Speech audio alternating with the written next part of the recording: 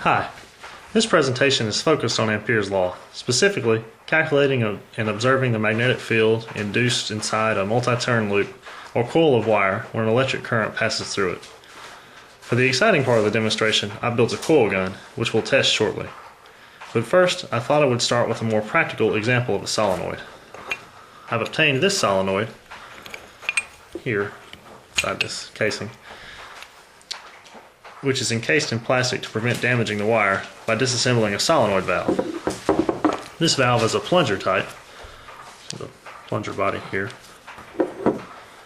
which means it works by pulling up on this plunger. Solenoid exerts the magnetic force, pulls it that way, which opens a pathway. The gas or liquid flows in through here, up and around, and when the plungers pull up, this hole is exposed and it allows the fluid to flow out through the outport. When the valve is assembled, the plunger shaft goes inside this hollow cylinder with a spring above it that pushes it back for the return action to close the port when the current cuts off. Now, as you can see, the power supply is off. There's no magnetic field, no kind of force pulling the plunger up into the solenoid. I cut the power supply on, roughly 12 volts.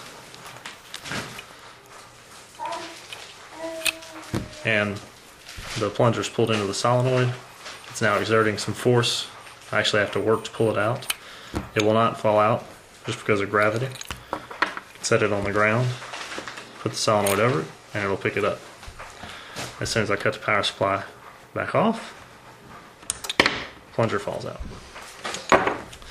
I'll now reassemble this valve and demonstrate, how it works in action in the real world. So, we're back with the reassembled solenoid valve. And as you can see, no current going to the solenoid. Pour in some water. Nothing comes out. Solenoid's closed.